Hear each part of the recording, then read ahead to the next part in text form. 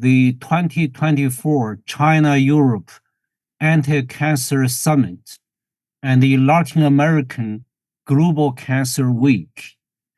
My name is Yihai, and I'm a professor specializing in cancer research at the Karolinska Institutet, Stockholm, Sweden. It's my great honor and pleasure to host this summit, which is organized by the China Anti-Cancer Association, abbreviation is called CACA, the Latin American and the Caribbean Society for Medical Oncology, SLACOM, and China Health. We thank all organizers for their tremendous efforts to organize this important conference. Today, we have invited 3 leading experts from both China and Europe to discuss the latest breakthroughs in cancer research and clinical management. Our panel includes the president of CACA, the president European Cancer Organization, and myself. Today's program includes 3 sections. The first section is the welcome remarks by the Vice President of CACA, the keynote lectures, and the panel discussion. So let's start the first section, welcome remarks. It is my great honor and pleasure to invite Professor Ying Wang, the Vice President of China Anti-Cancer Association, CACA, to deliver the welcome remarks. Professor Wang is the Vice President of CACA and serves as the General Secretary of the Asian Oncology Society. Since joining the board of directors in 1997, she has played a central role in the China Anti-Cancer Association.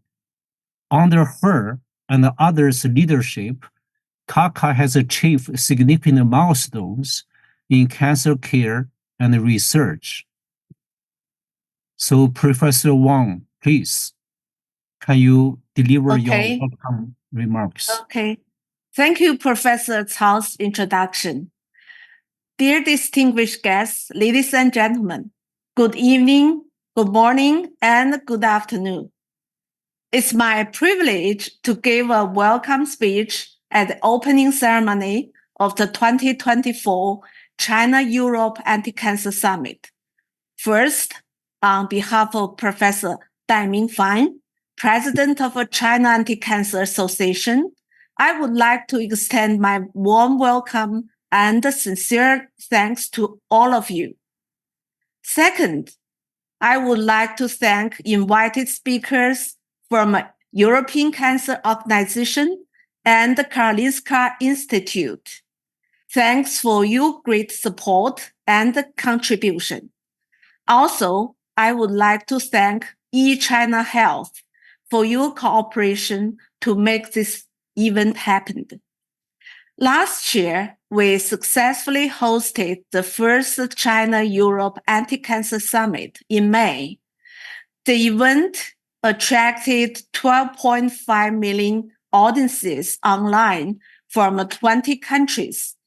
Meanwhile, we also held another 9 bilateral anti-cancer summits with US, Canada, Australia, Latin America, Africa, and Singapore. The viewers online in total are over 113 million across 35 countries in the world. Today, we're pleased to launch the second China-Europe Anti-Cancer Summit. I believe this event will provide us a good opportunity for better understanding the cancer burden in China and Europe, and enable us to work together to find an effective way for cancer control. Meanwhile, I believe this summit will facilitate mutual collaboration between China and Europe in the future. Besides, this summit is also one of the activities of Latin America, or a Global Cancer Week, which launched by Latin American and the Caribbean Society of Medical Oncology. Professor Csaba, the founder of SLANCOM, is also presented here. So we are pleased that this webinar will not only attract the audience from China and Europe, but also from Latin American countries. Hopefully, this summit will attract more and more audiences and promote global cancer care in the future. Thank you. Thank you, Professor Wang, for your warm welcome remarks. We now move to the key lecture section. First, let us welcome our distinguished speaker, Professor Daiming Fan, the president of CACA. Professor Fan is a member of Chinese Academy of Engineering and an international member of the United States and French National Academy for Medicine. Professor Fan specializes in both clinical and basic research of digestive diseases. His work has been recognized by receiving numerous prestigious awards and prizes. He has authored over 200 books. These are professional books. Published over 700 peer-reviewed research articles, including leading international journals, and serves as the editor for 15 international medical journals. His extensive contributions have significantly advanced medical science and patient care. So the title of his lecture today is Development of Holistic Integrative Management of Cancer in China. Professor Fan, please. Dear Mr. Chairman, Professor Chao, dear my colleagues, Professor Dégi, Professor Csaba, Professor Wang Ying. Good evening or good morning. I'm Daiming Fan, the president of CACA. I'm very pleased to participate in this very important international conference to share our latest contribution on holistic integrative management of cancer in China. As you know, China bears heavy cancer burden. According to the statistics, about 1 out of 4 cancer patients in the world is from China. About 1 out of 3 patients died of cancer is from China.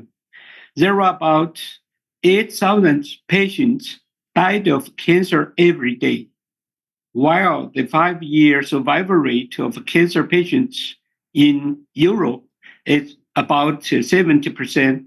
It is almost 40% in China. Standard diagnosis and appropriate treatment is the key to improve overall outcome of cancer. Therefore, guidelines play an important role in cancer prevention and treatment. As everybody knows, one cannot completely copy the guidelines from other countries. Tailoring the guidelines to meet the needs in different countries is essential due to different diseases, etiologies, and population characteristics. For example, liver cancer ranks the second cause of death in China. Its main etiology in Europe is HCV, while in China, it is mainly caused by HBV. Hepatitis, as you know, is curable with antivirus therapy. So the HCV-induced liver cancer is theoretically curable. However, it is difficult to cure the hepatitis B. Hence, the key to treat hepatitis-induced liver cancer lies in etiology. As for the esophageal cancer, which ranks the fourth in China, it is mainly esophageal squamous cell carcinoma, ESCC, in China. But in Europe, it is mainly esophageal adenocarcinoma, EAC. In China, it is mostly related to the dietary habit, for example, consuming too much nitrate, while in Europe, it is mostly caused by reflux disease. Therefore, in China, we cannot adopt the guidelines for EAC treatment. Due to the current situation of a balanced medical resources and non-standard cancer care in China, it is necessary to develop guidelines on cancer management that adhere to the concept of whole pose holistic integrative management and operable in clinic with accessibility at the grassroots level. From 2022 to 2023, CACA organized over 13,000 leading experts to develop the CACA guidelines for holistic integrative management of cancer. The guideline contains more than 10 million Chinese characters and was translated into 16 languages, with the 46,500 continuing medical education CME questions and answers. It covers 113 topics, including 53 types of tumor and 60 techniques, which encompass the 97% of Chinese tumor patients. Adapting previous guidelines, but emphasizing the uniqueness of Chinese physicians, it becomes a standardized guideline system with both Chinese characteristics and international perspective. China's attitude towards cancer may be complementary with Europe. We advocate the concept of holistic integrative medicine and emphasizing a multidisciplinary treatment, MDT, to holistic integrative management, HIM, which means to establish a multidisciplinary working model to formulate an individualized and integrated healthcare plan and to achieve optimal effect using the holistic view and the integrative regimens. This is the great amount of essence in traditional Chinese medicine, TCM, that we cannot forget. For example, we found the arsenic trioxide, which was caused in TCM 2,000 years ago, can treat acute promyelocytic leukemia, APL, with great effect. Another example is antimethicillin. It is extracted from plants and can be used to treat malaria. And measles UU2 has won the Nobel Prize because of it. Now, it is found that antimethicillin can reverse not only the bacterial drug resistance, but also the tumor cell drug resistance. Besides, TCM indicated 2,000 years ago that microbiome can treat disease. If chemotherapy doesn't work for tumor and then multiple drug resistance occurs, we don't need to deal with tumor cells. We just need to change the intestinal microbiota that the drug resistance of tumor cells can be reversed. Thus, our guideline has integrated TCM with Western medicine. The foreign guidelines emphasize more on diagnosis and treatment, but ours are different. As I mentioned before, CACA guidelines focuses on the whole process of prevention, screening, diagnosis, treatment, and rehabilitation. As you know, 1/3 of the tumor can be prevented by changing lifestyle. I am a gastroenterologist. Most of the time, more than 260 endoscopic procedures were performed in my department per day, but most of the endoscopic screening for cancer are negative.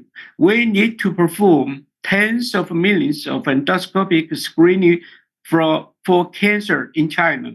If we stratify and focus on the high-risk population, we will get more efficient results. Also, the follow-up for rehabilitation is very important after the treatment for cancer patients. Doctors need to conduct a follow-up and provide guidelines for patients very closely. For example, patients with lung cancer, which is caused by smoking, should stop smoking after treatment and change their lifestyle. CACA technique guidelines for holistic integrative management of cancer focuses on the technique and how to choose the appropriate treatment for different patients with emphasis on assessment, support, control, protection, and survival. First is assessment. We should assess the patients before receiving surgery or other treatment. In China, around 50% of cancer patients are anemic, but 92.8% of them directly undergo surgery or other treatment without treating anemia. 70% of the patients are malnourished, and 70% of them directly undergo surgery or other treatment. We should treat the cancer patient rather than the patient's cancer. Thus, we need to perform whole body assessment for patients in the future. Second is support. After the assessment, we need to complement the insufficiency, such as nutrition and psychological, to make the patient be strong enough to undergo the surgery or other treatment. Third is control. We should control the growth of a tumor cell rather than just kill them, because everyone has tumor cells in their body, and they will only become cancer when growing into a certain amount. If we kill the tumor cell, the normal cell will also be killed. Hence, many cancer patients die faster once get treated. The fourth is protection, which means to protect the normal organ. A large proportion of cancer patients die from the damage of normal organ functions, such as the damage of a liver caused by hypocalcemia due to the cancer or treatment of cancer. All kinds of treatment do harm to normal organ functions. Surgery is a mechanical damage. Chemotherapy is a chemical damage. Radiotherapy is a physical damage. Biotherapy is a biological damage. There is also the psychological damage. Cancer patients are weak, and it will cause problem if we don't protect them. We have specially developed 15 guidelines on normal organ protection. Lastly is survival. The prognostic effect doesn't only refer to the removal or the reduced size of tumor, and they are just surrogate endpoints. The primary endpoints should refer to prolonging the survival time and improving the quality of life. These two indicators can be used to evaluate which therapy and which doctor is better. The patient may die even if the tumor is cut off, and this is not the effect we hope to achieve only. In the past 2 years, we have released and promoted the CACA guideline nationwide. We have held 100 sessions not only to doctors, but also to the public, with a total of more than 2.6 billion online visits. We also launched a flagship English journal named Holistic Integrative Oncology. It is an open access, peer-reviewed journal on all aspects of oncology research. Its editorial board comprises over 100 world-leading experts. We welcome more renowned experts to join us. HIO publishes guidelines, complementary research, and review, and it is free of charge for authors. The last November, we heard the 2023 Chinese Congress on Holistic Integrative Oncology, CCHIO. It is a significant platform to promote the concept of a holistic integrative management of cancer, as well as the CACA guidelines.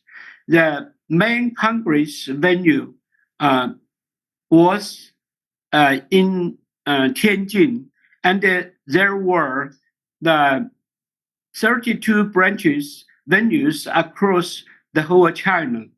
Altogether, we heard 218 sessions. The Congress brought together the 4,862 national and international speakers, and attracted 165,000 participants in total. Over 100 experts from different countries and regions attended the 2023 CCHIO. During the Congress, we heard the 4 international sessions, which attracted over 16.9 million online visits. This year, CACA will hold 2024 CCHIO in conjunction with the 4th International Congress of Asia Oncology Society, LS 2024, from November 15th to 17th in Xi'an, China. During the Congress, CACA will host the joint sessions in collaboration with 10 renowned journals, including Nature, Science, Cell, JAMA, Lancet, New England Journal of Medicine, British Medical Journal, Journal Clinical Oncology, Cancer Cell, and Cancer Research. We also plan to host joint sessions with 10 international organizations, including UICC, SPCC, Cancer Australia, SLOCOM, ASCO, AACR, ACS, NCCN, ISMO, and EACR, the European Association for Cancer Research. We believe that the sessions will make this Congress a truly meaningful experience for all participants. Through a series of strategic steps, CACA has laid the groundwork for the development of holistic oncology in China. However, we know that this is just the beginning. As we all know, the issue of cancer bears on the warfare of people of all humans in all countries, and the health of humanity. Eliminating cancer should be the common pursuit of all mankind. Recognizing this, CACA has taken a bold step by establishing WHO, the World Association for Integrative Oncology. The aim is to break the bottleneck in the development of oncology and innovate a new system of holistic integrative oncology. We have been learning from foreign guidelines and got benefits. However, the MDT2H model in CACA guideline may reversely benefit to other countries. The 5-year survival rate in foreign countries is 70%. By adopting foreign guidelines previously, the rate in China has reached 40%. However, the CACA guidelines will help us improve for the rest 60% and may provide references for the foreign countries to solve their rest 30%. So that is my talk. So thank you very much thank you for your attention. Thank you, Professor Fan, for your inspiring lecture of holistic view of oncology. We tremendously appreciate that you share your integrative knowledge and the vision with us. So now we move to the next speaker, Professor Csaba Dégi. Let's welcome the Professor Csaba Dégi, the President of the European Cancer Organization. The short name is ECO, to give his keynote lecture. Professor Dégi is a full professor with rehabilitation and a researcher at the Babeș Bolyai University, Romania. He is a licensed principal social worker with a private practice. Dr. Dégi earned his bachelor and master degrees in social work, as well as his PhD in medical psychology. He holds the distinction of being the first ombudsman at the Babeș International Psycho-Oncology Society and the former member of the board of directors.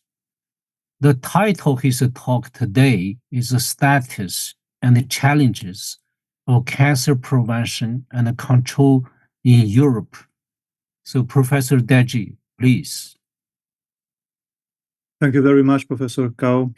I think it's such a wonderful moment and day for us to meet again. It's the second summit that we are doing together in partnership with the European Cancer Organization. And I was very much impressed by Professor Fan's speech, and especially about the international outlook that he laid out in his speech. So maybe we will have the chance to talk about a little bit later on.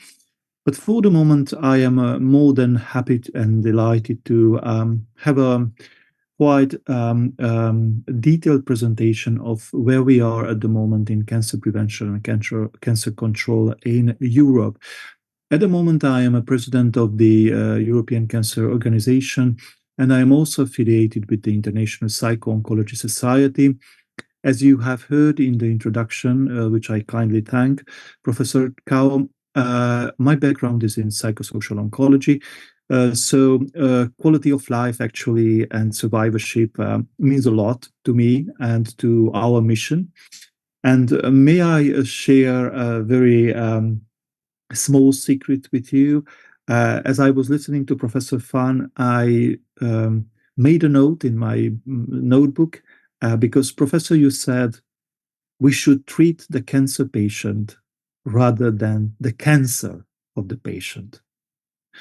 And this is so close to my professional heart, because patient-centered quality cancer care is something that I think we are all striving for across the globe, and we try to do the best we have for the patient and for those who are together with the patient, most of the time the family members. So that quote from your presentation, it's really something that I will take with me. I will start with, of course, a short resume of what the talk is going to be about today. I would start by saying a few words about the European Cancer Organization. And also, I will share with you some statistics from Europe and actions that are happening on the European level, but also on the level of the national countries in Europe. And of course, always it's very helpful when we share this kind of summit passion to talk about the future and what is going to happen in cancer prevention and control in the near future and a little bit more ahead. And I'm going to finish with the prospects of increased collaboration between the continents, including Europe and China and Latin America, and of course, all other continents who are working for cancer control and prevention. So let me say a few words about our organization, which is the European Cancer Organization here in Brussels. We have 42 member societies and 21 patient advocacy groups. And we are one of the biggest cancer organizations now in Brussels. And our mission is to work together. This is the most important thing, to work together and to build consensus and achieve improvement in cancer care across Europe and beyond Europe. Mainly, our work is focused on reducing the burden of cancer, improving the outcomes, and of course, as I just mentioned, quality of life and survivorship planning, and also implementation. It's very, very important to us. And we are doing all this through multidisciplinarity and multi-professionalism. I think these are the values of cancer care all across the globe, because without multidisciplinarity and multi-professionalism, you just cannot get to the patient-centered care that is so much needed nowadays. Here you can see some of our member societies. I think some of them are quite very familiar to you. And these are very important also together with the heart of the European Cancer Organization, the patient advocates. And as we heard before, we have 21 patient advocacy groups, and they are involved in policymaking activities. And of course, as I said, being the heart of the European Cancer Organization also means that they are highly present and involved in all the focus topic networks that we have. At the European Cancer Organization, at the moment, we have 10 focus topic networks. And of course, one of them is related to survivorship and quality of life. So we are doing this together, professionals and patients and policymakers alike. As I mentioned, we have 10 focus topic networks. It starts with prevention, early detection, and screening network. And I heard in your presentation, Professor Fan, the HPV and all the virus-related cancers. We also have a very special action network on this. We have the health systems and treatment optimization network. We have the quality cancer care network. And again, the survivorship and quality of life network. We have the digital health network. We have the inequalities network. And one of the hottest network now, it's the workforce network, as we are facing a workforce crisis in oncology, not just in Europe, but maybe in some of the continents of the world. And probably this is one of the things that we can also share in our priorities. And we, of course, had this very special network on the impact of COVID and cancer, which now it's merging together with the crisis network, so it gets a new name. And also we have a very special ECO and ASCO network, which started during the war in Ukraine, and it continues, and we are going to actually meet very soon. We just finished an absolutely fantastic the Euro-American Summit in Dublin a few weeks ago. And we're going to continue as usually at the ASCO meeting in Chicago this year. So Professor Fan mentioned, outreaching to ASCO and working together with all these important professional oncology societies across the globe.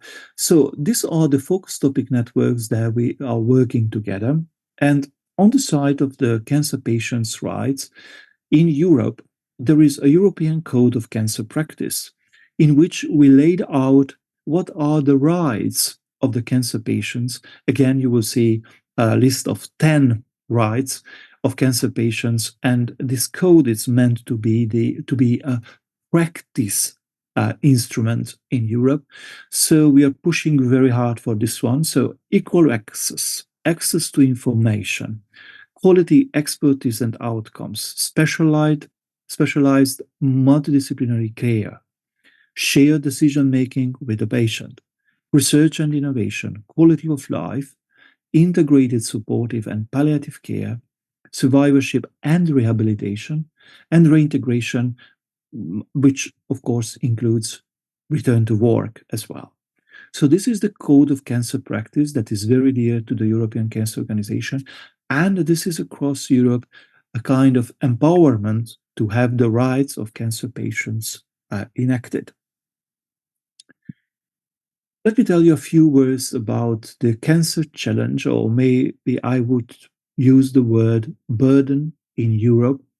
So in 2020, we had 2.7 million people in the EU which were diagnosed with cancer, and an estimated 1.3 million people lost their lives due to a cancer diagnosis. As you know, today, Europe is accounting a tenth of the world's population, but this is very important, a quarter of the world's cancer cases. So it's quite a burden, quite a challenge. And lives lost to cancer in EU is going to increase. And as we estimate in 10 years by now, it's going to increase about 24%, making it the leading cause of death in the EU, which is at the moment the cardiovascular diseases. So in policy, that also means a very important economic impact. So the overall economic impact in Europe of this increase is expected to exceed 1 billion annually euros, which is quite a burden, a financial burden. I will show you one slide on the incidence and one slide on the mortality. Here you can see a breakdown of these cases according to genders and according to the size of the cancers that are most common. And you will see here that there is a slight gender imbalance between men and women in cancer. And also you can see that, for example, colorectal, it's one of the shared burdens in men and women on cancer. And of course, in a woman, the highest cancer incidence is on breast. In men, it's on prostate cancer. And I think this is statistical perspective that is quite comparable with other countries and regions.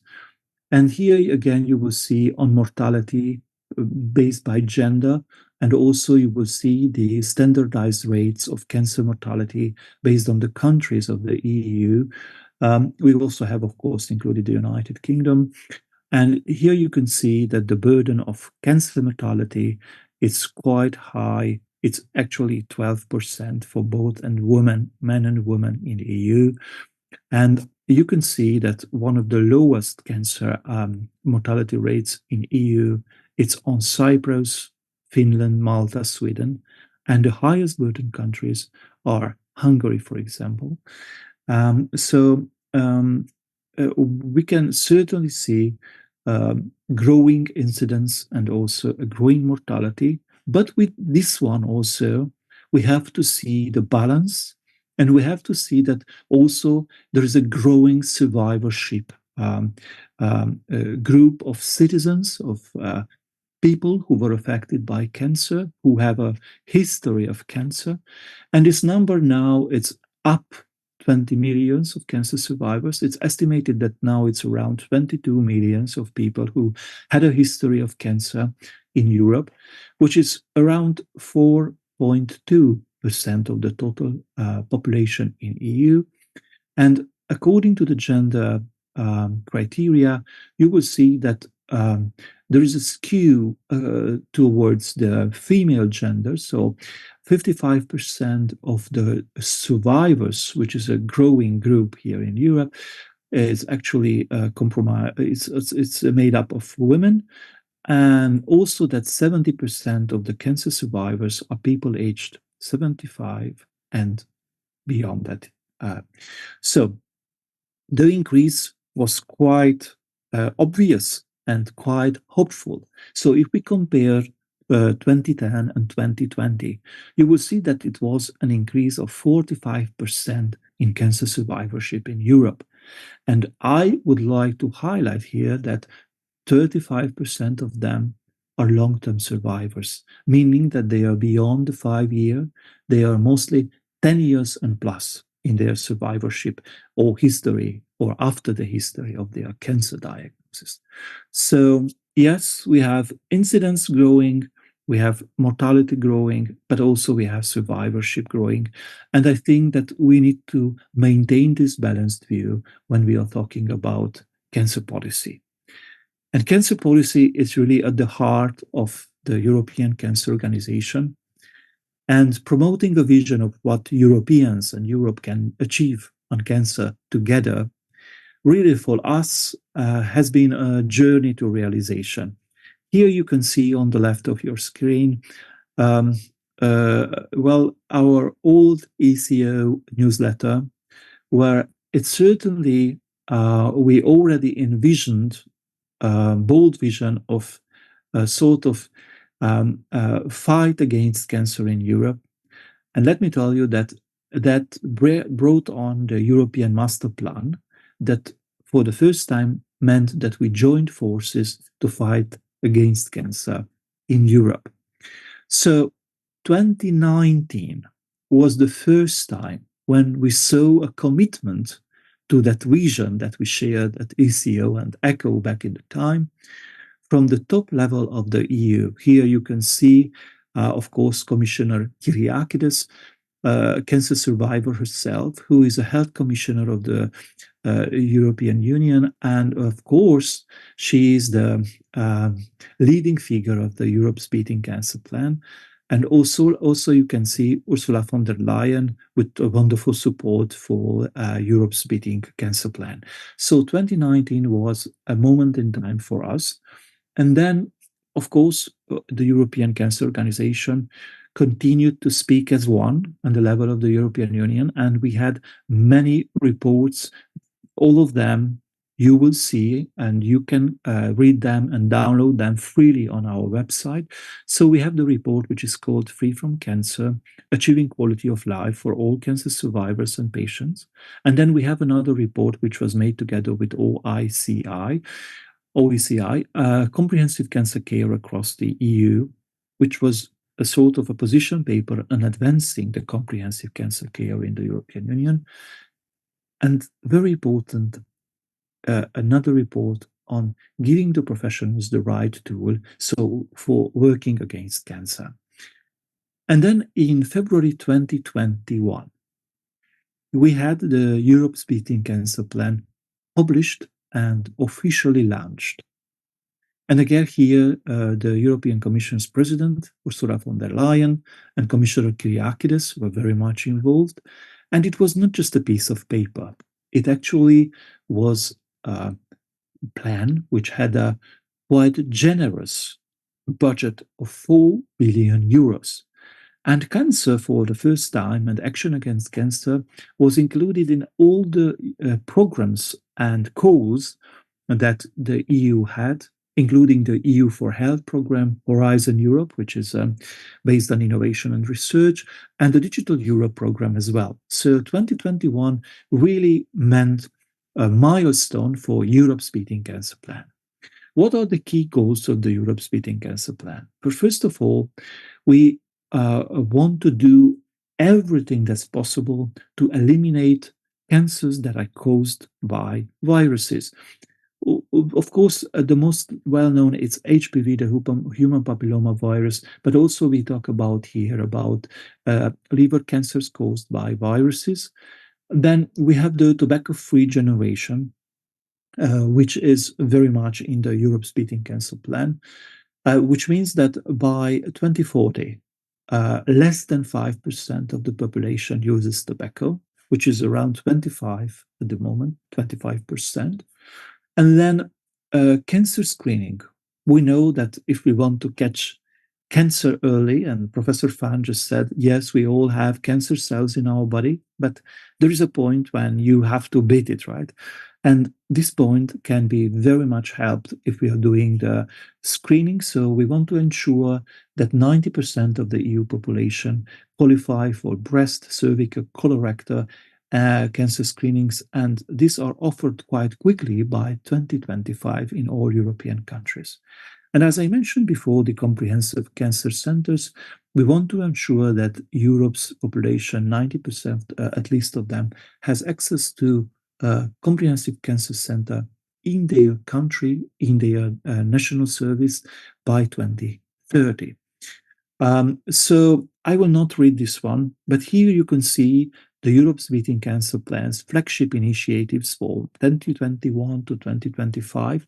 And you can see the 4 pillars here. So there is the pillar of prevention, early detection, diagnosis and treatment, and quality of life and survivorship. So this is the road that we are working on now in Europe on the topic of cancer prevention and control. And of course, as I said, it was quite a nice budget that was given together with the Europe's Beating Cancer Plan. So that means that the plan is coming alive through many innovative and very interesting projects. Some of them are coordinated by the European Cancer Organization, and some of them are, of course, done in partnership with us. Here you can see some of them, like Interact Europe or Smart Care. And of course, the plan comes alive through legislation. I will be very short. Legislation on asbestos-free future or the European Green Deal. You know that climate change is getting more and more part of the quality cancer care, so we need to discuss this more and more. And also the plan is coming alive to national visits all across the Europe. As you have seen, there is so many country-specific cancer incidence, mortality, and survivorship data.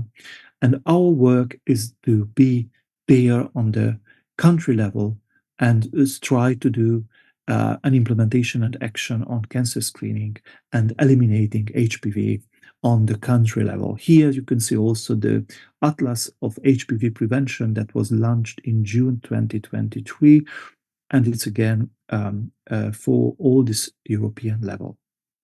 Another topic which is very, very important now, and it's part of the right, part of the Europe's Beating Cancer Plan, is the right to be forgotten, which means that we want to make sure that cancer survivors, people who have a history of cancer, are not facing financial discrimination. So the right to be forgotten means for cancer patients that we want to ensure that they can have financial services and insurance services 5 years after confirmation of remission. Insurance providers should no longer take individuals' cancer history into account. I have to tell you that from the 27 EU countries, now we have 12, not 9, 12 countries which have a regulation or a legislation on the right to be forgotten. And we are full speed ahead because we want that the other 12 countries, 15 countries that don't have right to be forgotten legislation at the moment, to have it as well. So to make sure that things are going fast and in the right direction, we launched the Time to Accelerate Together Against Action Manifesto last year at our summit here in Brussels. And we have more than 100 endorsements. And of course, as the elections are coming very soon on the 9th of June here in the EU, we are inviting all candidates standing for election for the European Parliament to give their support to the Time to Accelerate vision. So that's very important for us. Here you can see our recommendations from the Time to Accelerate manifesto about all this prevention and all this cancer control topics like tobacco sales that should be at the minimum of age of 21. Also, second-hand smokes indoors and outdoors, very important. And also bringing a taxation for the new kind of smoking devices and products that are very much emerging. And of course, the nutritional labeling for foods using a color-coded scheme, for example. And that's also a very sensitive topic, having this kind of health warning labels on alcohol as well, not just on the tobacco products. Sunbeds also needs to be regulated as medical devices, as we know that sunbeds, they do have a risk of cancer. And also we included in our manifesto other carcinogen materials that usually are in the workplace and should be regulated as well. So as you see, there are a lot of recommendations in our Time to Accelerate manifesto for early detection, for prevention, and for control of cancer, especially through screening implementation projects. If I could, in one slide, summarize what is the Time to Accelerate beyond the national country visits and beyond having this very clear message that the Europe's health workforce is in crisis, and if we want to accelerate in cancer care, we need to take a look and to change, and we need to do it together. So besides all this and what you have heard about the Time to Accelerate manifesto, I would say one slide coming back that Europe's Beating Cancer Plan was the first step, and this was an excellently completed step. But at this moment in 2024, going on to 2025, we need a refresh. The plan needs new developments because the science of cancer also developed. And we need to expand the European goals on cancer control. So, as I mentioned, we are seeking synergies with global partners, like we had the joint Euro-American Forum that I mentioned, so with America, and of course, with you in China. So we would love to establish new partnership and broaden our established partnerships. As my organization, our organization, the European Cancer Organization, just launched a new international committee. You will have it on our website. And so the role of the International Committee of ECO is to do this, to expand and broaden our international partnership. And I think, and I will end with this, cancer is a universal challenge for all countries, for all continents, and for all health systems. Today I had the chance, and I am very thankful, to present what is in Europe, what is happening, where we are now in Europe. But again, ECHO, the European Cancer Organization, my heartfelt society, seeks to broaden its international partnership. And I will end with this very nice quote saying the only thing that will redeem mankind is cooperation. So we strongly believe in cooperation, and we do hope that we are going to stay in touch and see you at the next summit on China, Europe, Latin America, and beyond that. So thank you very much for your kind attention, and looking forward to the discussions with you.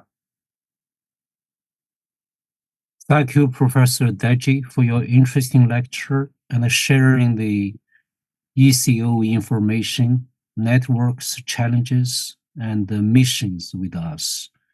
Thank you for emphasizing the care for quality of life and the survival of cancer patients.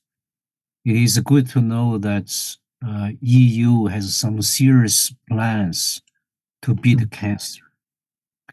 The next speaker is myself. And I found it's very difficult to introduce myself, but I'm a professor at the Karolinska Institute, Stockholm, Sweden. I'm a member of Chinese Academy of Engineering, Academia Europa, European Academy of Sciences and Arts, National Academy of Inventors, US. So I'm doing a more basic research in cancer. I would like to share my slides. Let's see. How do I do this?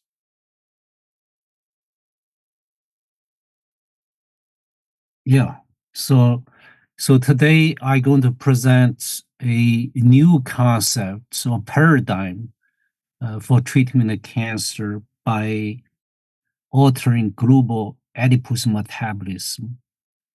If you look, the cancer drugs nowadays in the clinic for treatments of various cancers is basically can be divided into three categories. The first one is the red color that mainly targets the cancer cells. So this we call it a targeted therapy. There is a problem with this kind of drugs because the cancer cells usually have unstable genomes and they mutate all the time of their genes. They create the heterogeneous cell populations. So one kind of drug usually encounters resistance problem. The second class of drug is targets the other type of cells, non-cancer cells.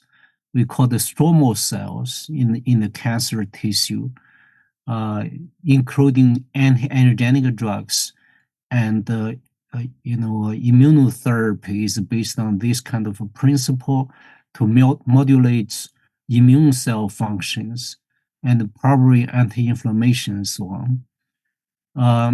These drugs seems to be more welcome and effective. It can target basically many different types of cancers.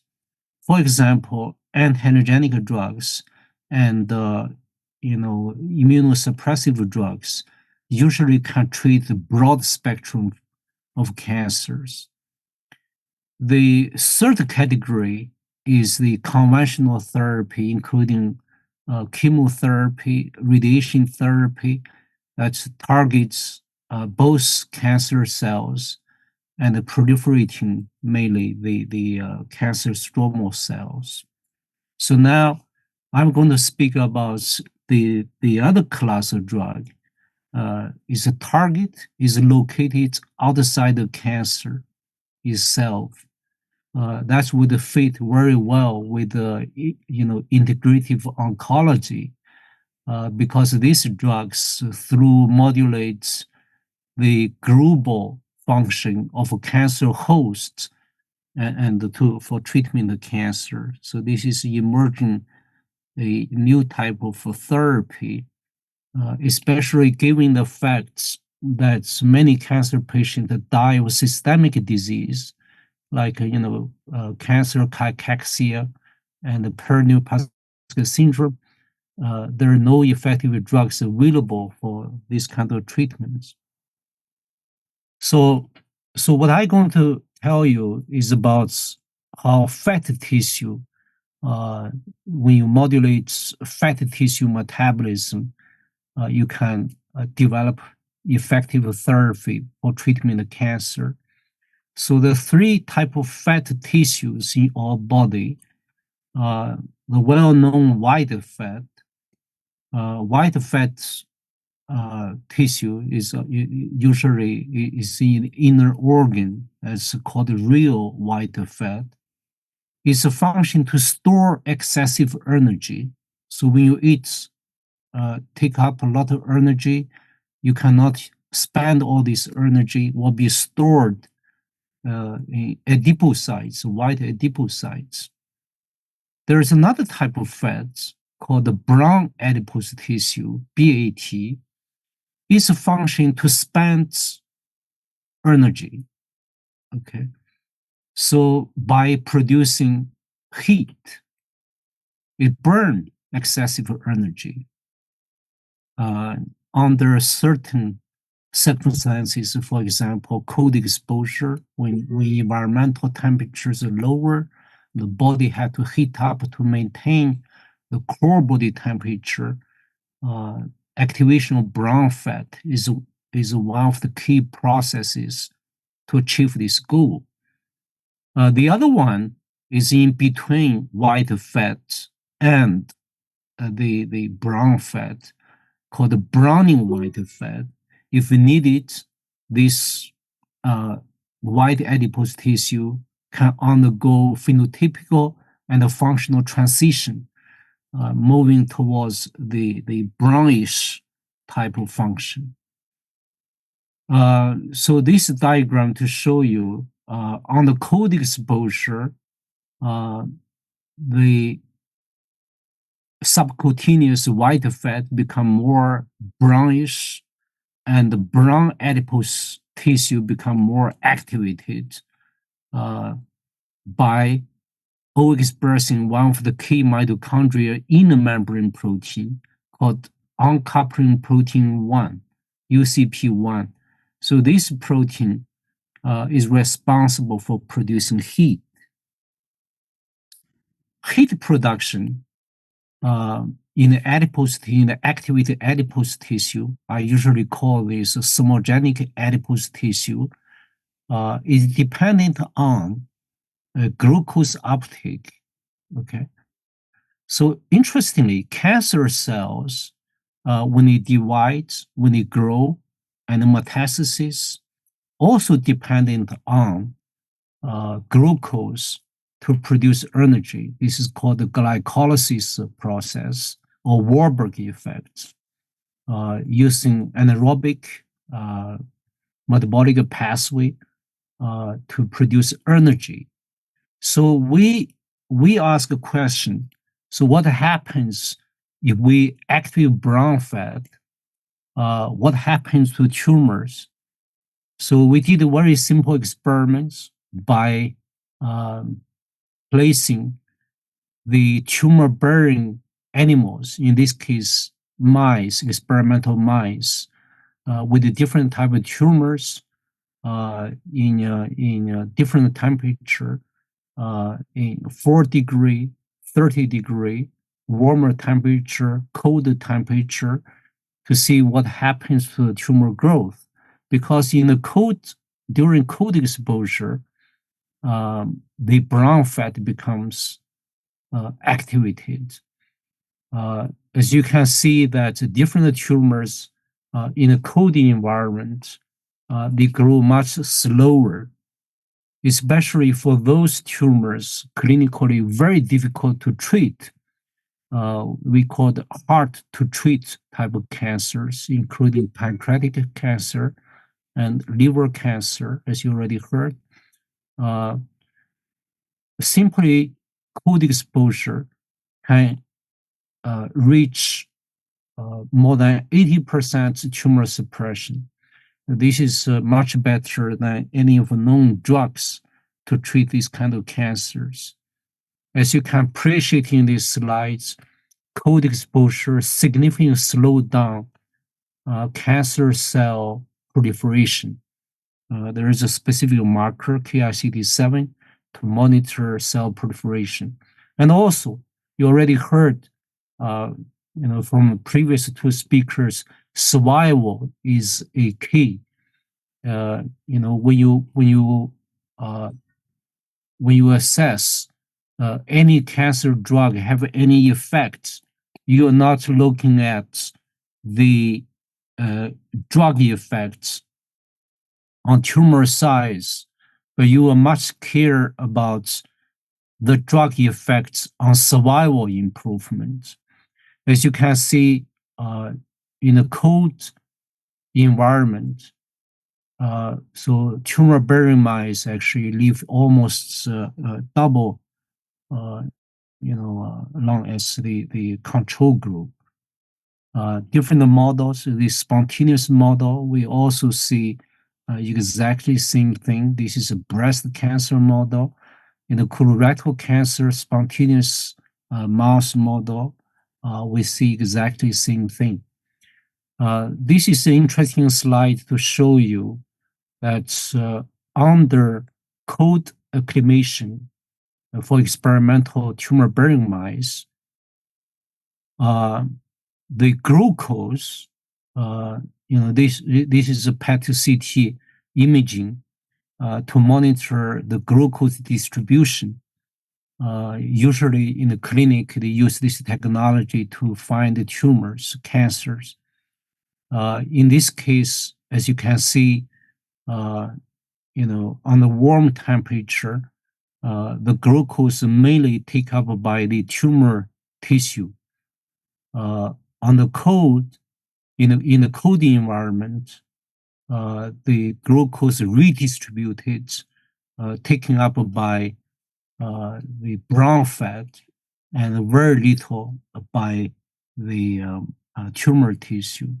So this really provides a evidence that activation brown fat would suppress tumor glucose uptake. As you can appreciate in this slide, that cold exposure significantly lower the glucose, blood glucose level. If you do operation, simply remove brown fat in tumor-bearing mice, you basically completely neutralize the anti-tumor effect by cold. Same is true if you delete the UCP1 gene, the gene is responsible for heat production. The anti-tumor effect is completely ablated. This is clinically relevant. So this is experiments done by using human volunteers. Did experiments on the 16-degree exposure. This is a tolerable cold exposure. I consider this as a Swedish summertime because I'm working in Sweden. It's a very cold country. You all know that 16 degree is much more tolerable. Actually, last week I swimmed, was 16 degree in the water. I was remember this results to show that 16 degrees is able to activate brown fat. So if you have a chance, you can do experiment on yourself. It's very pleasant as well, can make you become thinner as well, more fit. This is a cancer patient, lymphoma cancer patient, exposed to the very mild cold environment. As you can appreciate, her brown fat became also, activated and increasing brown fat activation. And by contrast, the tumor tissue glucose uptake is completely neutralized. If you do not like cold exposure, so you would ask a question whether there is any drug that can replace cold to do exactly same job. The answer is yes. So there is a clinically available drug approved by FDA for treatments of the bladder disease, overactive bladder. This drug called Background is a beta-3 adrenergic receptor agonist. But this drug can also activate brown fat. do exactly same thing as cold exposure. We treated tumor-bearing mice with this drug, clinically, approved dose. Both suppress the tumor growth and prolong the survival for experimental mice. As you can appreciate, this drug effectively activates brown fat and also the subcutaneous white fat, the glucose redistribution. So this may represents a completely new class of drug, anti-cancer drug, by activation of brown adipose tissue for treatment of cancer. So we've been working in our lab. I don't have time to share with you. That's by altering adipose metabolism for treatments of obesity and also obesity-related diabetes, inflammation, cancer, as one of the examples, and the cardiovascular disease. So these are the people working in the lab, and my lab is also supported by ERC Advanced Grant and Novo Nordisk Advanced Grants and the Swedish Research Council, Swedish Cancer Foundation, and so on. So I thank you for your attention. I stop sharing, so I should continue to chair sections. Yes, so we now move to a panel discussion section. So I like to extend our deepest gratitude to all distinguished speakers, participants for their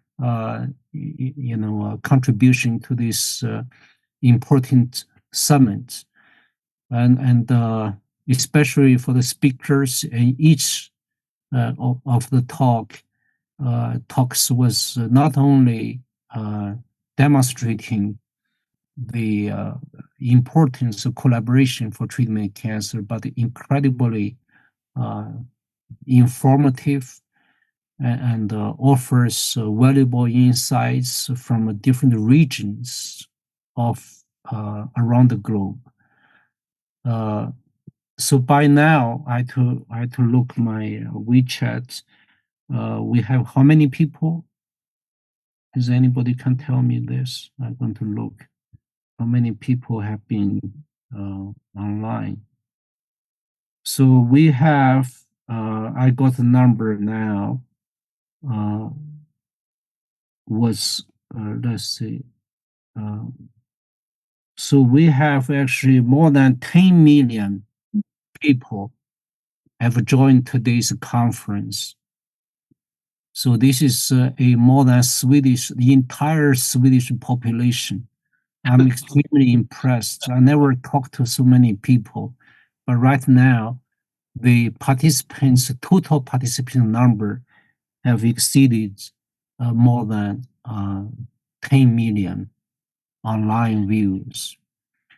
We are inspired. We have learned the knowledge from the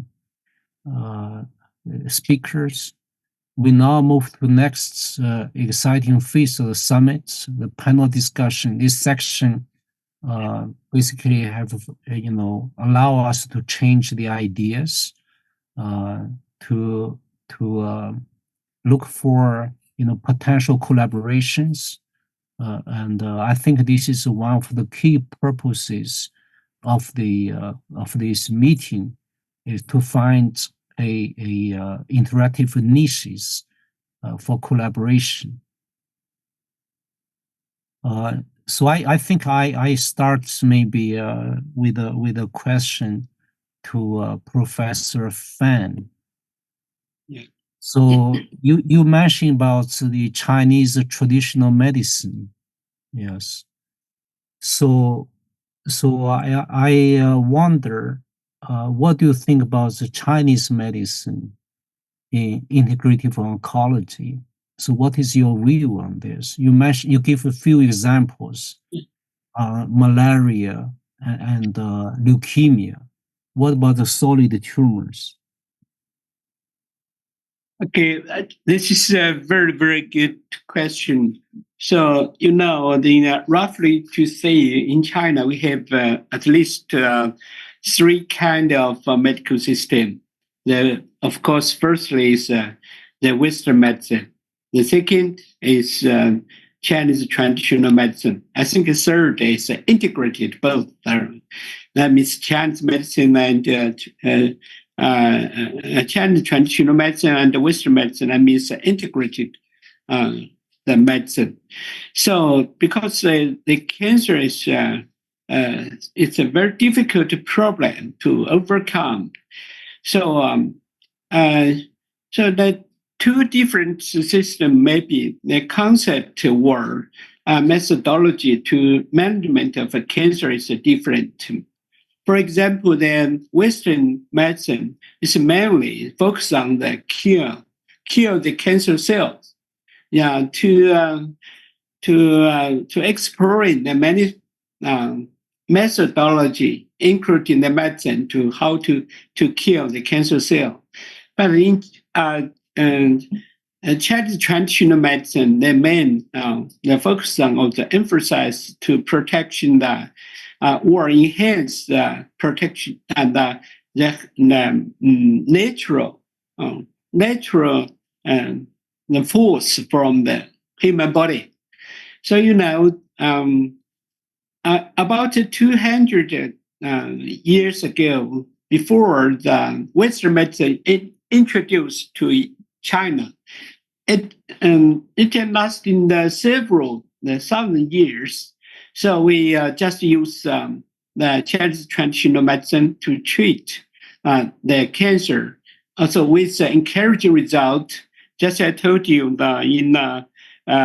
APL, we use the arsenic trioxide to treat the acute lymphocytic leukemia with the great effect. And now this drugs has been used in the globally with a very good result. Now another example is antimethylene. It is extracted from one kind of a plant. It can be used to treat malaria very effectively. The research to UU2 has won the Nobel Prize. So now we have also used this antimethylene, and we have found to not just reverse the bacterial drug resistance, but also can overcome the tumor, the multiple drug resistance, and so on. So I think it's a very it's a good opportunity for us to explore the anti-tumor drugs from the Chinese traditional medicine. I think it's because both systems are the different, including the concept or also methodology. So we should use that integrate as an integrative the way. So why we in the integrative oncology, everybody knows that, including the Western country, why we add the holistic before the integrative oncology. That is where the holistic means at least two concepts. One is the whole body. I mean, we consider the human body as a view. It's also we are integrated the human body to the environment, the different environment.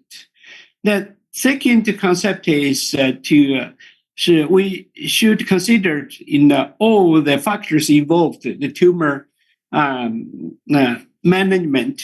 That means from the who about from the head to foot, and from all the factors. That means we should consider that from the birth to death, from the structure and the function, from the medical and from clinical medicine and prevention, and also from the medical and the psychological, were also the expert and the sport, and also we also considered all factors which involved in the prevention, screening, diagnosis, treatment, rehabilitation, and so on.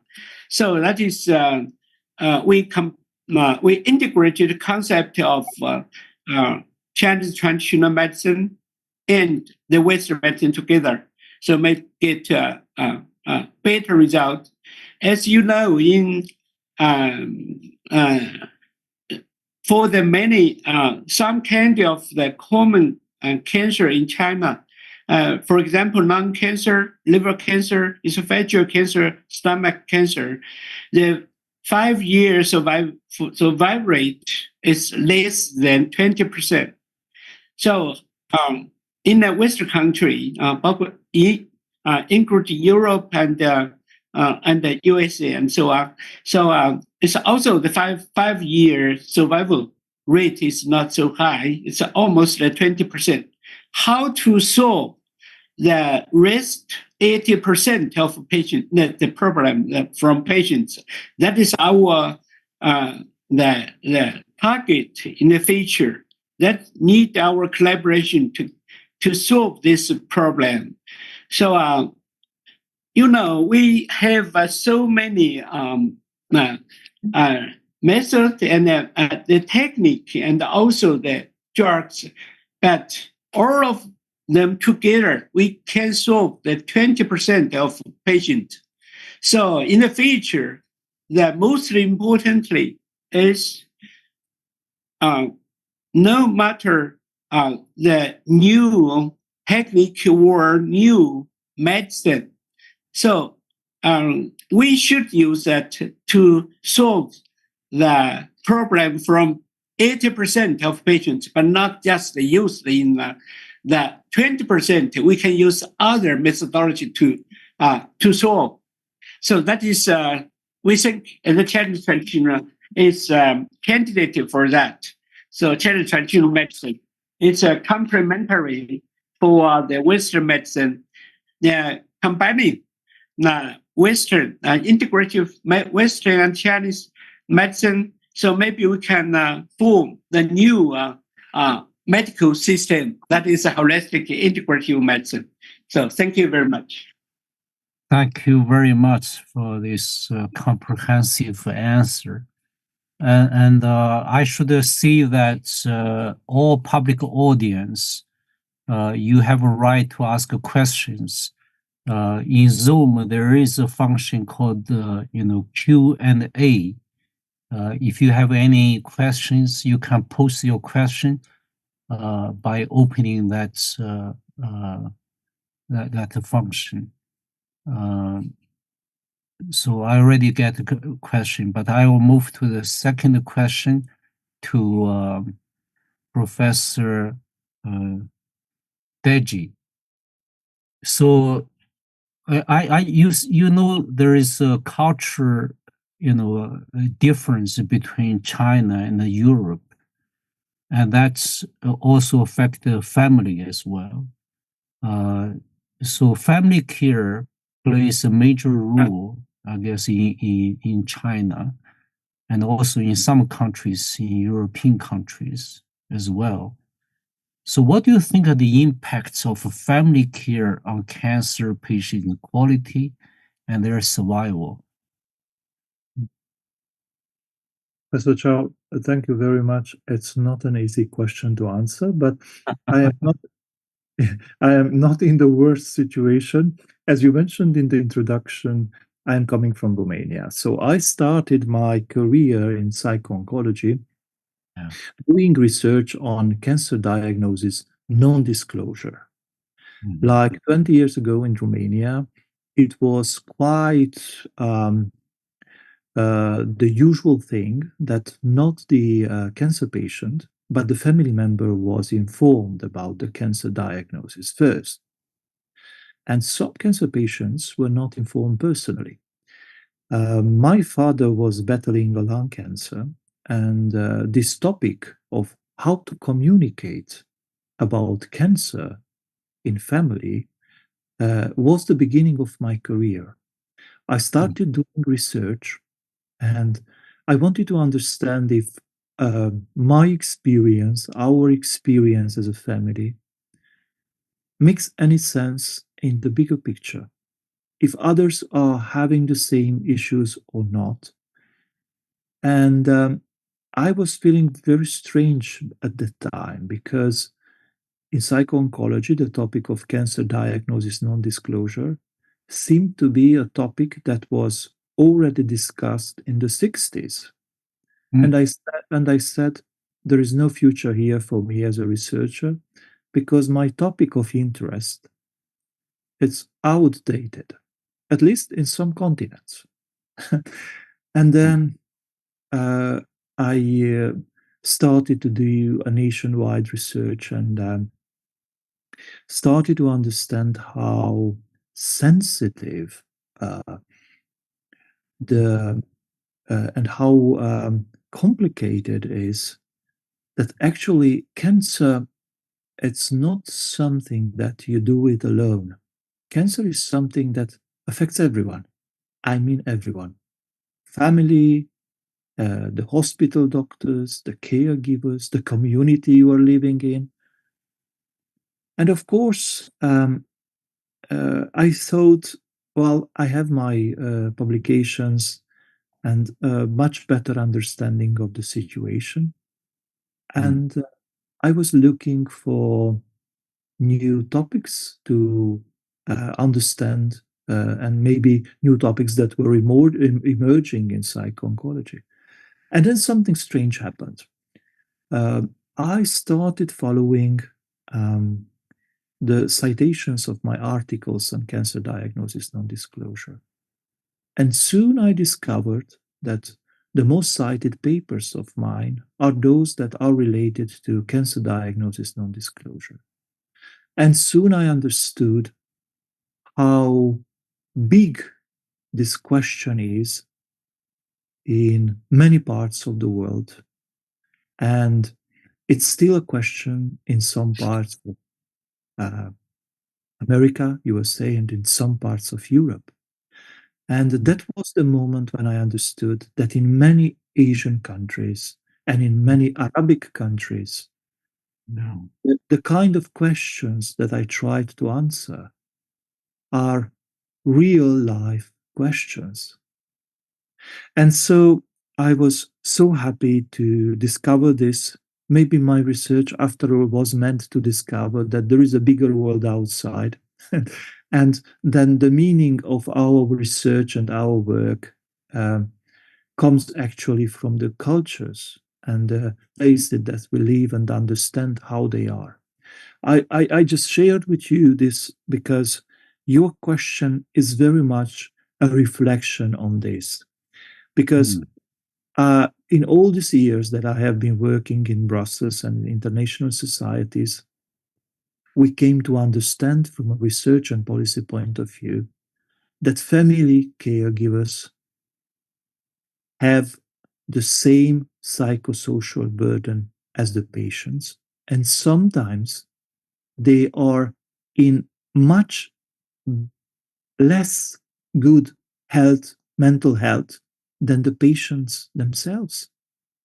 So I have to tell you that although my journey started in a very family-oriented cancer care practice, I came to understand that this is a very meaningful question, and caring for a family member It's something that is based on the communication that we have with the family member. A good communication, a family-focused communication, it's very, very much cherished, because sometimes what happens is that families try to treat the family member, mother, father, son, brothers, like a patient. But they are our family members, you know. You cannot treat family members as patients at home, because this is not the hospital. So, and in the last years here in Brussels as well, together with other societies, we have tried to move the agenda of cancer caregivers very much to the front, because a family-focused cancer care, it's really a quality cancer care in many, many, many cases. Simply because the so-called informal caregivers, I mean, this is how we call them, but they are actually our family members. They are really the persons who are there from the beginning until, you know, whatever happens, survival or maybe palliative care. So it has been a journey for me to start with the culture of an Eastern European country and to understand, you know, that in Romania and in Eastern Europe, family is also a very core value of every day. And of course, especially when there is a crisis like cancer. So I don't want to take too much time because my presentation was longer than expected. So in short, Professor Gao, this is my answer from my career and my experience. Yeah. So what is your, just follow up a very short question. What is your advice if you disclose the cancer disease to the affected individuals? You would psychologically affect the cancer patient. You also affect the family members. If you do not disclose this information to the patients, but only to family members, at least you reduce one psychology burden to the patients. So what is your advice, the balance for this? Is any studies to show whether this information should be shared by patients or should it be remain undisclosed? You didn't make my life easier. I would try to answer very shortly. So I think two things are very important. Cancer cannot be a lived experience without family members. If there is a family around, you cannot shut out family members. Don't try to do that. That's the first one. And the second one is you need to involve and you need to collaborate with family members. Don't pretend that as a healthcare service provider, you know much more about your patient's family life than the family members. Ask the family members. Try to understand what would be the impact of sharing the news. Because let me tell you, and probably you all know because we are doctors and professors, we all know from our clinical practice that cancer, it's not a one-time breaking bad news. You don't have to break bad news once if there is a cancer. No, you have to have difficult conversations many times. Cancer is really a journey.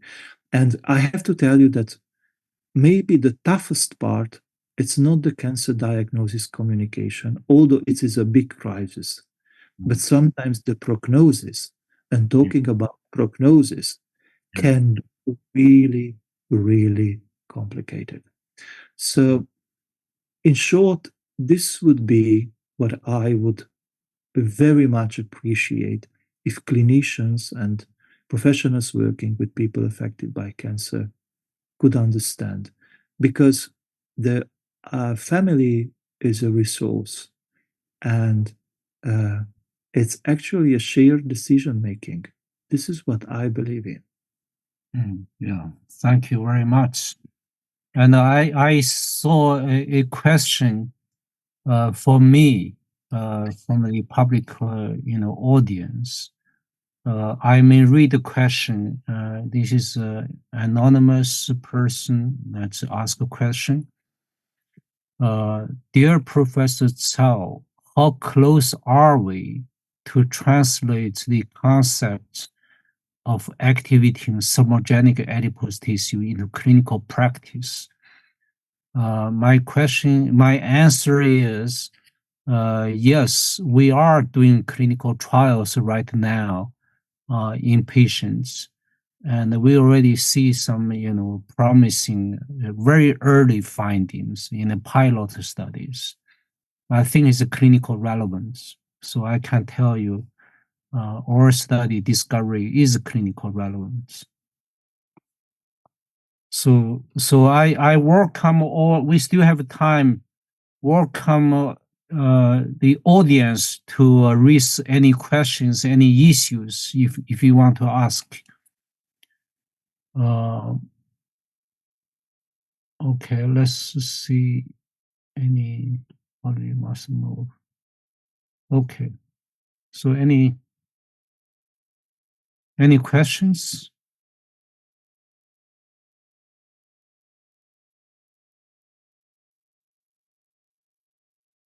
From audience? Let's see. Sometimes my network may not work. So if there's no further questions, we may have to summarize today's meeting. Let me look at this. So I want to particularly thank all the panelists, the audience, for today's very, very productive and insightful discussions. And our conversations not only very engaging, but also I think we share the most updated knowledge from cancer care, medication, and research. I hope that this will provide the basis for further interactions between the Chinese oncologists, cancer care professionals, with the European experts. At this time, I'm very pleased to announce we have actually attracted more than 15 million of people online by now at the time of this speaking. A lot of people actually viewed this summit. Is extremely successful. I even feel very proud of myself to be part of this. As we draw this summit to the end, I feel with a profound sense of gratitude and optimistic attitude. It has been extraordinary journey of learning, sharing, and especially for future paving the pathway for future collaborations. I'm sure we will have more this type of collaborative, this kind of joint meetings around the globe. So we appreciate all the participants. Special thanks to distinguished speakers from both regions. You have no preserved any attitude. You're very open to share the knowledge, the thoughts with us, with all audience. we learned a lot. Personally, I learned a lot as well.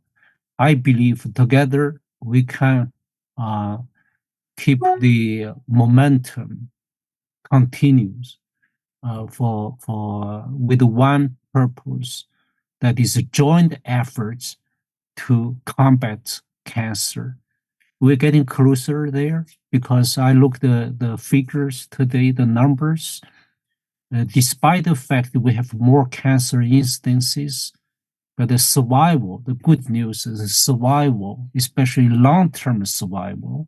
For example, European countries combined reach more than 35% of patients can have really very long-term survivals. So we can live with this disease. I believe that number will continue to be increased, and to reach that goal, we need to have joint efforts. We need to collaborate. So thank you once again for this wonderful meeting and for your time. I guess it's late in some parts of the globe. In China, it's late. Thank you very much for your valuable time. And we end up this meeting. If anybody have questions, you can contact all experts and also conference the responsible people. I guess you have their email address. So thank you. We close the meeting now. Thank you very much.